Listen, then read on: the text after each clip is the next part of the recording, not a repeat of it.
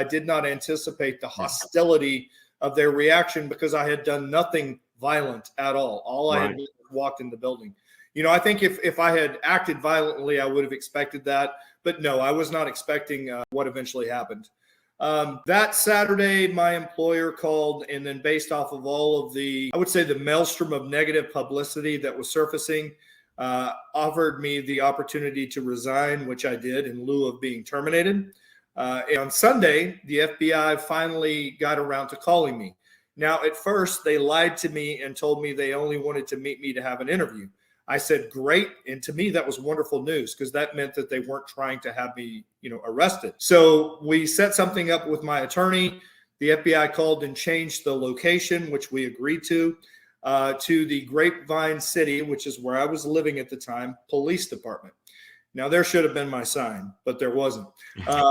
We agreed that I would meet them at 4:30 in the afternoon. About 3 o'clock, my attorney called me and said, a warrant has just been issued for your arrest. You need to go turn yourself in. So I proceeded directly to the jail and turned myself in at 3:30. Now you're saying, why would you go an hour early? Well, because I know the FBI. They had arranged for press to be there at 4:30. Well, how do you know that since you were arrested and in jail? Well, because my nieces came to pick up my car and there was a maelstrom of press there at 4:30. Wow. So essentially that was the first FBI lie. The second one was that I would have access to an attorney, which they never provided prior to my arraignment.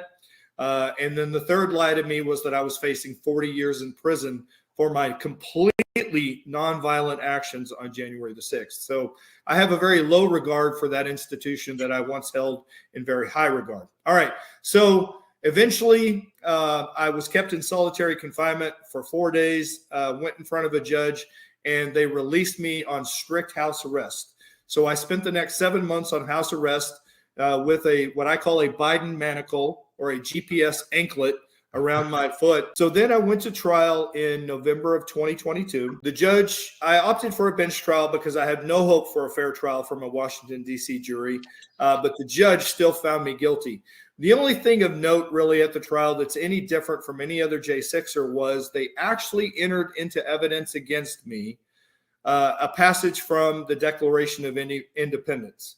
When any form of government becomes destructive of those ends, it is their right, it is their duty to alter or abolish it. So my attorney looked at me and said, can you believe that in an American court, in the American Capitol, in front of an American judge, an American military officer is being cited for quoting the Declaration of Independence? And I was like, absolutely not. But again, that is the Harris-Biden regime that we live under right now.